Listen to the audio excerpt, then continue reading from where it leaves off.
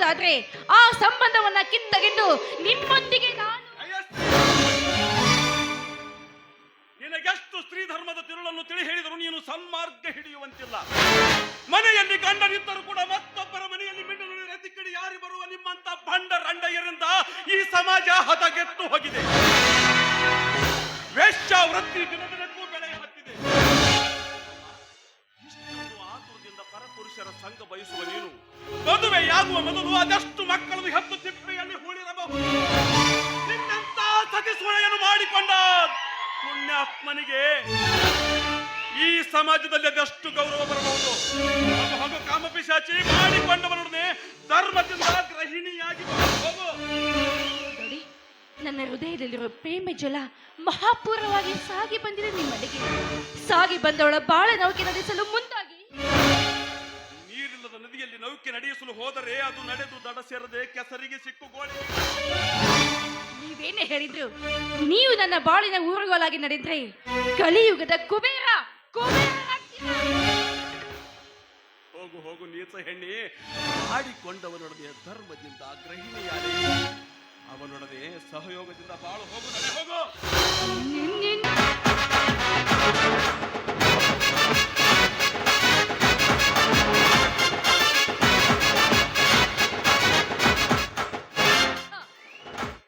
ತಾವು ಕವಿಗಳೇ?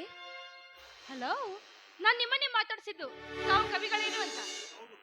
ಈ ಪವಿತ್ರವಾದ ದೇವಸ್ಥಾನದಲ್ಲಿ ಕುಳಿತು ನಾಟಕ ಬರೆದರೆ ನನ್ನ ನಾಟಕಕ್ಕೆ ಹೆಚ್ಚಿನ ಮೆರುಗು ಬರಬಹುದೆಂಬ ಆಸೆಯಿಂದ ನಾಟಕ ಬರೆಯ ಹತ್ತಿರುವೆ. ಅಂದ ಹಾಗೆ ತಾವು? ನಾನು ಈ ಊರಿನ ಆಗರ್ಭ ಶ್ರೀಮಂತ ರಾಮನ್ ಗೌಡ್ರ ಮಗಳು. ನನ್ನ ಹೆಸರು ಜಯಶ್ರೀ ಅಂತ. ಕೈಯಲ್ಲಿ ಕುಂಚ ಹಿಡಿದು ಕಲ್ಪನಾ ಲೋಕದಲ್ಲಿ ವಿಹರಿಸುತ್ತಾ ನಾಟಕ ಬರೆಯುತ್ತಿದ್ದ ನಿಮ್ಮನ್ನ ಮಾತನಾಡಿಸಿ ನಿಮ್ಮ ಚಿತ್ತಹರಣ ಮಾಡಿಬಿಟ್ಟೆ. ದಯವಿಟ್ಟು ಕ್ಷಮಿಸಿ. ನಾನಿಂದ ಹಾಗೇನಿಲ್ಲ. ಆಗರ್ಭ ಶ್ರೀಮಂತರ ಮಗಳಾದರೂ ಕೂಡ ನಿಮ್ಮ ಬಾಯಿಂದ ಸೊಕ್ಕಿನ ಉತ್ತರ ಬಾರದೆ ಸಾಹಿತಿಗಳಿಗೆ ಉದಾರ ಹೃದಯದಿಂದ ಮಾತನಾಡುವ ನಿಮ್ಮ ಗುಣ ಅದೆಷ್ಟು ವಿಶಾಲವಾಗಿದೆ. ನನಗೂ ಸಂಗೀತ ಅಂದ್ರೆ ತುಂಬಾನೇ ಆಸಕ್ತಿ. ತಕ್ಕ ಮಟ್ಟಿಗೆ ಅಭ್ಯಾಸ ಕೂಡ ಮಾಡಿದ್ದೇನೆ. ನೋಡಿ, ಸಂಗೀತ ಸಾಹಿತ್ಯ ಹೇಗೆ ಹೆಚ್ಚಾಗುವುದು ಹಾಗೆ ರಾಷ್ಟ್ರಕ್ಕೆ ಒಂದು ಹೆಮ್ಮೆ ಇದ್ದಂತೆ. ನೀವಿನ್ನು ಸಂಗೀತ ಅಧ್ಯಯನ ಮಾಡಿದರೆ ಬಹಳ ಒಳ್ಳೆಯದು. ಅಂದಾಗೆ ನಿಮ್ಮ ಹೆಸರು? ಮಹಾದೇವ ಕವಿಗಳು ಅಂತ. ಊರು? ಶಿವಪುರ. ಶಿವಪುರ? ತಮಗೆ ಅಲ್ಲಿ ಯಾರದಾದರೂ ಪರಿಚಯವಿದೆಯೇ? ಹಾಗೇನಿಲ್ಲ. ಅಂದಾಗೆ ಈಗ ನೀವು ಬರೀತಾ ಇರೋ ನಾಟಕ ಯಾವುದು? ಮಾನವ ಕೊಟ್ಟದ್ದು ಮನೆತನಕ, ದೇವರು ಕೊಟ್ಟದ್ದು ಕೊನೆತನಕ ಎಂಬ ಸಾಮಾಜಿಕ ನಾಟಕ ಬರೆಯ. ಕೈಲಾಗದ ಗಂಡ ಕೈಲಾಸ ಕಂಡ ನಾಟಕ ಕೂಡ ನಿಮ್ದೆ ತಾನೆ? ಅದು ಶ್ರೀ ಎಸ್.ಎಂ. ಕಣವಿ ಅವರು ಬರೆದ ನಾಟಕ. ಯಾಕೆ ತಾವು ಆ ನಾಟಕ ನೋಡಿದ್ದೀರಾ? ನೋಡಿದ್ದೇನೆ. ನಮ್ಮೂರಲ್ಲಿ ಅಭಿನಯಿಸಿದ್ರು. ನಾಟಕ ತುಂಬಾ ಚೆನ್ನಾಗಿದೆ. ಈಗ ನೀವು ಬರೀತಾ ಇರೋ ನಾಟಕ ಕೂಡ ತುಂಬಾ ಮಾರ್ಮಿಕವಾಗಿರ್ಬೋದಲ್ವೇ? ಕೈಯಲ್ಲಿ ಕುಂಚ ಹಿಡಿದು ಕೊಂಚ ವೇಳೆ ಕೂಡ ಹರಣ ಮಾಡದೆ ಕಲ್ಪನಾ ಲೋಕದಲ್ಲಿ ಸಂಚರಿಸುತ್ತಾ ಭಾವನಾ ಪರವಶವಾಗಿ ನಾನು ರಚಿಸುವ ನಾಟಕ ಮಾರ್ಮಿಕವಾಗುವುದರಲ್ಲಿ ಯಾವ ಸಂದೇಹವೂ ಇಲ್ಲ. ಅಲ್ಲ ಕವಿಗಳೇ, ನಾಟಕ ಬರೆಯುತ್ತಾ ಊರು ಅಲ್ದಾಡ್ತಾ ಇದ್ದೀರಲ್ಲ, ಇದರಿಂದ ನಿಮ್ಗಾಗುವ ಲಾಭ? ಲಾಭ ನನಗಾಗದಿದ್ದರೂ ಸಾಹಿತ್ಯವೇ ಸಮಾಜಕ್ಕೆ ಊರುಗೋಲು ಇದ್ದಂತೆ. ಅಂತೆಯೇ ಸರ್ಕಾರಗಳು ಇವತ್ತು ಸಾಹಿತ್ಯ ರಂಗಕ್ಕೆ ಉನ್ನತವಾದ ಸ್ಥಾನ ನೀಡಿವೆ. ಅಂತೂ ನಾಟಕ ಆಡುತ್ತಾ ನೋಡುತ್ತಾ ಹೋದಂತೆ ಸಮಾಜ ಸುಧಾರಣೆ ಆಗಬಹುದು ಅಂತ ನಿಮ್ಮ ಅನಿಸಿಕೆ ಅಲ್ವೇ? ನನ್ನ ಮಾತಿನಲ್ಲಿ ಸಂದೇಹವೇ ಇಲ್ಲ. ತಾವಿಲ್ಲಿ ಹೋಗಬಹುದು. ನನಗೆ ನಾಟಕ ಬರೆಯಲು ವೇಳೆ ಆಗಿದೆ. ಕವಿಗಳೇ, ಉದಾಹರಣೆಗಾಗಿ ನಿಮ್ಗೊಂದು ಮಾತು ಕೇಳಬೇಕು ಅಂತ ಮಾಡಿದೀನಿ. ಕೇಳಬಹುದಾ? ಧಾರಾಳವಾಗಿ ಕೇಳಿ. ಕವಿಗಳಾದ ನೀವು ಹೆಣ್ಣು ಧರ್ಮ ದೇವತೆ, ಹೆಣ್ಣು ಬಾಳಿನ ಕಣ್ಣು, ಹೆಣ್ಣು ಗೃಹಲಕ್ಷ್ಮಿ ಅಂತ ವರ್ಣನೆ ಮಾಡಿ ಕೊನೆಗೆ ಅದೇ ಹೆಣ್ಣು ಬಾಳಿಗೆ ಹುಣ್ಣು ಅಂತ ಬರುತ್ತಿರಲ್ಲ, ಯಾಕೆ? ಹೆಣ್ಣು ಹೆಣ್ಣಾಗಿ ಬಾಳಿ ಬರುವ ಕಷ್ಟ ಕಾರ್ಪಣ್ಯಗಳನ್ನು ಮೆಟ್ಟಿ ಅನ್ಯರ ಮಾತಿಗೆ ಮನಗೊಡದೆ ಪತಿಯಾಜ್ಞೆಗೆ ಅನುಸರಿಸಿ ಅತ್ತೆ ಮಾವಂದಿರನ್ನು ಪೂಜ್ಯ ಭಾವನೆಯಿಂದ ಕಾಣುವ ಹೆಣ್ಣು ಧರ್ಮ ದೇವತೆ ಗೃಹಲಕ್ಷ್ಮಿ. ಆದರೆ ತನ್ನ ಚಿತ್ತ ಚಾಂಚಲ್ಯದಿಂದ ಅನ್ಯರ ಮಾತಿಗೆ ಮನ್ನಣೆ ಕೊಟ್ಟು ಪತಿಯಾಜ್ಞೆಯನ್ನು ಕಡೆಗಣಿಸಿ ಅತ್ತೆ ಮಾವಂದಿರನ್ನು ಕಾಲ್ಕಸವಾಗಿ ಕಾಣುವ ಹೆಣ್ಣು ಹುಣ್ಣು. ನೋಡಿ, ಅಂತವಳು ಹೆಣ್ಣಾಗಿ ಹುಟ್ಟಿದ್ದು ತಪ್ಪು. ನಿಜ ನಿಮ್ಮ ಮಾತು. ಆದ್ರೆ ಹೆಣ್ಣು ಹೆಡದವರು ಅಳೆಯನ ಆಶ್ರಯದಲ್ಲಿ ಇರಬೇಕು ಎಂಬ ದುರಾಸೆಯಿಂದ ತಮ್ಮ ಮಗಳನ್ನ ಒಬ್ಬ ಮುದುಕನಿಗೆ ಕೊಟ್ಟು ಮದುವೆ ಮಾಡ್ತಾರೆ. ತನ್ನ ಪತಿಯಿಂದ ತನ್ನ ಆಸೆ ಈಡೇರಬಹುದು ಅಂತ ಆಸೆ ಇಟ್ಕೊಂಡು ಪತಿ ಮನೆಗೆ ಹೋದಾಗ ಆ ಹೆಣ್ಣಿನ ಆಸೆ ನಿರಾಶೆಯಾದಾಗ ಅವಳು ಅನ್ನ ಮಾರಿ ತುಳಿಯೋದು ಸಹಜ. ಆಗ ಕವಿಗಳಾದ ನೀವು ಆ ಹೆಣ್ಣನ್ನ ನಡತೆಗೆಟ್ಟವಳು, ಕುಟಿಲೆ, ಸೂಳೆ ಅಂತ ಬರ್ತಿರಲ್ಲ. ಇದು ಹೆಣ್ಣು ಹಡದವರ ತಪ್ಪು ಅಥವಾ ಹೆಣ್ಣಾಗಿ ಆ ಮನೆಗೆ ನಡೆಯಲು ಹೋದ ಆ ಹೆಣ್ಣಿನ ತಪ್ಪು? ನಿಮ್ಮ ಮಾತನ್ನು ತೂಗಿ ನೋಡಿದರೆ ಇದರಲ್ಲಿ ತಪ್ಪು ಯಾರದೂ ಅಲ್ಲ. ತಂದೆ ತಾಯಿಗಳು ತಮ್ಮ ಕರ್ತವ್ಯ ಪಾಲನೆಗಾಗಿ ವರನನ್ನು ಹುಡುಕುತ್ತಾ ಸಂಚರಿಸುತ್ತಿರುವಾಗ ಅಪ್ಪರಿದಿ ಬಯಸುವ ವರದಕ್ಷಿಣೆಯ ಬಿರುಗಾಳಿಗೆ ಸಿಲುಕಿ ಅನಿವಾರ್ಯವಾಗಿ ಮಗಳನ್ನು ಮುದುಕನಿಗೆ ಮದುವೆ ಮಾಡಿಕೊಡುವುದು. ಆಗ ಪತಿ ಎಂತವನೇ ಇರಲಿ, ಹೇಗೆ ಇರಲಿ, ಸತ್ತು ಸ್ವರ್ಗ ಸೇರಿದರೂ ಒಂದು ಸ್ಥಾನವಿದೆ. ಮಾಡಿಕೊಂಡ ಗಂಡ ಸತ್ಯವಳನ್ನು ಬಿಟ್ಟು ತನ್ನ ಮನಬೆಚ್ಚಿದವಳೊಂದಿಗೆ ಬಾಳು ಸಾಗಿಸಿದ್ರೆ ಸತ್ಯಾದವಳು ಏನ್ ಮಾಡ್ಬೇಕು? ಸತಿಯಾದವಳು ಅಡ್ಡ ಹಾದಿ ಹಿಡಿದ ಗಂಡನನ್ನು ಸನ್ಮಾರ್ಗಕ್ಕೆ ಹಚ್ಚುವುದು ಗೃಹಿಣಿಯಾದವಳ ಕರ್ತವ್ಯ. ಗಂಡು ಮಾಡಿಕೊಂಡವಳನ್ನ ಬಿಟ್ಟು ಅನ್ಯ ಮಾರ್ಗ ತುಳಿದ್ರು ಅವಳಿಗೆ ಈ ಸಮಾಜ ಯಾವ ದೋಷವೂ ಕೊಡೋದಿಲ್ಲ. ಅದೇ ಗಂಡಿನ ನಡತೆಯನ್ನ ಹೆಣ್ಣು ಏಕೆ ಅನುಸರಿಸಬಾರದು? ನೋಡಿ, ಶ್ರೀಕೃಷ್ಣ ಪರಮಾತ್ಮನಿಗೆ 16,000 ಹೆಂಡಂದಿರಿದ್ದರು ಅಂತ ಕೇಳಿದ್ದೇವೆ, ಓದಿದ್ದೇವೆ. ಆದರೆ ಯಾವ ಹೆಣ್ಣಿಗೂ ಕೂಡ 16,000 ಗಂಡಂದಿರಿದ್ದರು ಅಂತ ಎಲ್ಲಿ ಕೇಳಿಯೂ ಇಲ್ಲ, ಓದಿಯೂ ಇಲ್ಲ. ತಾವೇನು ಹೋಗ್ಬೋದು, ನನಗೆ ನಾಳೆ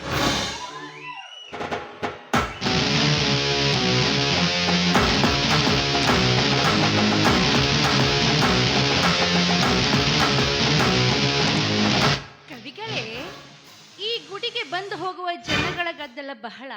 ನಿಮ್ಗೆ ನಾಟಕ ಬರೋದಕ್ಕೆ ತೊಂದರೆ ಆಗ್ಬಹುದು. ಕಾರಣ ನೀವು ನಮ್ಮನೆಗೆ ಬಂದ್ರೆ ನಿಮ್ಗೆ ಬೇಕಾದ ಸಹಾಯ ಸೌಕರ್ಯ ನಾನು ಒದಗಿಸ್ಕೊಡ್ತೀನಿ.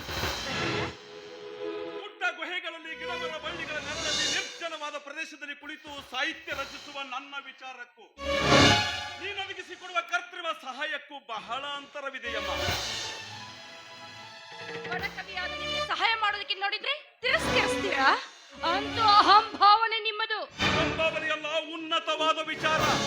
ರಚಿಸಲಾರದಂತ ಸಂಪತ್ತನ್ನು ಆ ದೇವರು ಅಂತೆಯೇ ಬರೆ ಹತ್ತಿದ್ದೇನೆ. ಮಾನವ ಕೊಟ್ಟದ್ದು ಮನೆ ತನಕ, ದೇವರು ಕೊಟ್ಟದ್ದು ಕೊನೆ ತನಕ ಎಂಬ ನಾಟಕವನ್ನು ಮೇಲಾಗಿ ನಾನೇನಿನ ಮನೆಯಲ್ಲಿ ಬಂದು ಕುಳಿತುಕೊಳ್ಳಲು ನಾನು ಒಬ್ಬನೇ ಇಲ್ಲ. ಮನೆಯಲ್ಲಿ ಹೆಂಡತಿ ಇದ್ದಾಳೆ, ಒಂದು ಮಗು ಕೂಡ ಇದೆ. ಇದ್ರೇನಾಯ್ತು ಕಣ್ರಿ? ಯಾಕೆ ಅಮೆರಿಕದ ಇತಿಹಾಸ ನೀವು ಓದಿಲ್ವೇ? ಅಮೆರಿಕದ ಸ್ತ್ರೀಯರಿಗೆ ಪತಿ ಇದ್ರು ಪರಪುರುಷರೊಂದಿಗೆ ತನ್ನ ಮನದೇಚ್ಛಾಗಿ ತಿರುಗಾಡೋದಕ್ಕೆ ಯಾವ ಬಂಧನವೂ ಇಲ್ಲ. ಕವಿಗಳಾದ ನಿಮಗೆ ಅಮೆರಿಕದ ಇತಿಹಾಸ ಏನು ಹೊಸತಲ್ಲವಲ್ಲ? ನೀನಾದರೂ ಭಾರತವನ್ನು ಬಿಟ್ಟು ಅಮೆರಿಕವನ್ನೇ ಸೇರಬಹುದಾಗಿತ್ತಲ್ಲ. ಅಲ್ಲ, ಪರರಾಷ್ಟ್ರದ ಉದಾಹರಣೆ ಕೊಟ್ಟು ಮಾತನಾಡುವ ನೀನು ಪರರಾಷ್ಟ್ರದವರೆಗೆ ನಮ್ಮ ದೇಶದಲ್ಲಿ ಸಂಚರಿಸಿ ನಮ್ಮ ವೇಷಭೂಷಣಗಳಿಗೆ ಮಾರು ಹೋಗಿ ನಮ್ಮ ಧರ್ಮಕ್ಕೆ ತಲೆವಾಗಿ ನಮ್ಮಲ್ಲಿ ಮೈಗೂಡಿಸಿಕೊಳ್ಳ ಹತ್ತಿದ್ದಾರೆ ಭವ್ಯ ಭಾರತಾಂಬೆಯ ದಿವ್ಯ ಸಂಸ್ಕೃತಿಯನ್ನು. ನೋಡಿ, ಆಳವಾಗಿ ವಿಚಾರ ಮಾಡಿ. ಸಿಗುವ ಸುಖವನ್ನ ಕೈ ಬಿಡಬೇಡಿ. ಅಂದ್ರೆ ಆಗ್ಲೇ ಹೇಳಿದ್ನಲ್ಲ, ಮನಸ್ಸಿಲ್ಲದೆ ಮದುವೆಯಾದ ಹೆಣ್ಣಿನ ಬಾಳನ್ನ ನನ್ನ ಮನದಿಲ್ಲದವನಿಗೆ ಕೊಟ್ಟು ಮದುವೆ ಮಾಡಿಬಿಟ್ಟೆ ನಮ್ಮಪ್ಪ. ಮದುವೆ ಆಗಿ ಬಂದು ವಾರ ಆಯ್ತು. ಮೊದಲ ಗಿತ್ತಿಯಾಗಿ ಆ ಮನೆಗೆ ಹೋಗಿಲ್ಲ. ಮೊದಲ ರಾತ್ರಿ ಸುಖನೇ ಕಂಡಿಲ್ಲ. ನೀವು ಒಪ್ಪೋದಾದ್ರೆ ಆ ಸಂಬಂಧವನ್ನ ಕಿತ್ತಗೆದ್ದು ನಿಮ್ಮೊಂದಿಗೆ ನಾನು. ನಿನಗೆಷ್ಟು ಸ್ತ್ರೀ ಧರ್ಮದ ತಿರುಳನ್ನು ತಿಳಿ ಹೇಳಿದರೂ ನೀನು ಸನ್ಮಾರ್ಗ ಹಿಡಿಯುವಂತಿಲ್ಲ. ಮನೆಯಲ್ಲಿ ಗಂಡನಿದ್ದರೂ ಕೂಡ ಮತ್ತೊಬ್ಬರ ಮನೆಯಲ್ಲಿ ಮಿಂಡಲು ರತಿಕಡಿ ಯಾರಿ ಬರುವ ನಿಮ್ಮಂತ ಭಂಡ ರಂಡಯ್ಯರಿಂದ ಈ ಸಮಾಜ ಹದಗೆತ್ತು ಹೋಗಿದೆ. ವೇಶ್ಯಾವೃತ್ತಿ ದಿನದಿನಕ್ಕೂ ಬೆಳೆ ಹತ್ತಿದೆ. ಇಷ್ಟೊಂದು ಆತುರದಿಂದ ಪರಪುರುಷರ ಸಂಘ ಬಯಸುವ ನೀನು ಮದುವೆಯಾಗುವ ಮೊದಲು ಅದಷ್ಟು ಮಕ್ಕಳನ್ನು ಹೆತ್ತು ತಿಪ್ಪೆಯಲ್ಲಿ ಹೂಳಿರಬಹುದು. ನಿನ್ನಂತ ಸತಿಸುಳೆಯನ್ನು ಮಾಡಿಕೊಂಡ ಪುಣ್ಯಾತ್ಮನಿಗೆ ಈ ಸಮಾಜದಲ್ಲಿ ಅದೆಷ್ಟು ಗೌರವ ಬರಬಹುದು. ಹಾಗೂ ಕಾಮಪಿಶಾಚಿ ಮಾಡಿಕೊಂಡವರೊಡನೆ ಧರ್ಮದಿಂದ ಗೃಹಿಣಿಯಾಗಿ ಹೋಗು. ನೋಡಿ, ನನ್ನ ಹೃದಯದಲ್ಲಿರುವ ಪ್ರೇಮ ಜಲ ಮಹಾಪೂರ್ವವಾಗಿ ಸಾಗಿ ಬಂದಿದೆ ನಿಮ್ಮಡೆಗೆ. ಸಾಗಿ ಬಂದವಳ ಬಾಳ ನೌಕೆ ನಡೆಸಲು ಮುಂದಾಗಿ. ನೀರಿಲ್ಲದ ನದಿಯಲ್ಲಿ ನೌಕೆ ನಡೆಸಲು ಹೋದರೆ ಅದು ನಡೆದು ದಡ ಸೇರದೆ ಕೆಸರಿಗೆ ಸಿಕ್ಕು ಗೋಳಿ. ನೀವೇನೇ ಹೇಳಿದ್ರು, ನೀವು ನನ್ನ ಬಾಳಿನ ಊರುಗೋಲಾಗಿ ನಡೆದ್ರೆ ಕಲಿಯುಗದ ಕುಬೇರ ಆಗ್ತೀರಾ. ಹೋಗು ಹೋಗು ನೀಚ ಹೆಣ್ಣಿ, ಮಾಡಿಕೊಂಡವನೊಡನೆ ಧರ್ಮದಿಂದ ಗೃಹಿಣಿಯಾಗಿ ಅವನೊಡನೆ ಸಹಯೋಗದಿಂದ ಬಾಳು. ಹೋಗು, ನಡೆ ಹೋಗು. ನಿನ್ನಿಂದ ನನಗೆ ಇಷ್ಟೊಂದು ಅವಮಾನವೇ?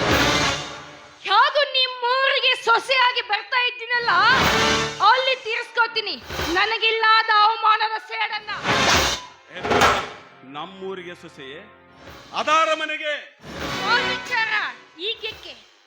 Just wait and C.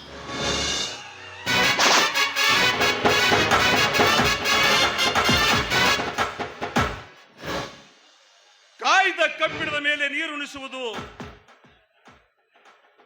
ಸೊಕ್ಕೇರಿದ ಹೆಂಡಿಗೆ ಬುದ್ಧಿ ಹೇಳುವುದು ಎರಡು ಒಂದೇ.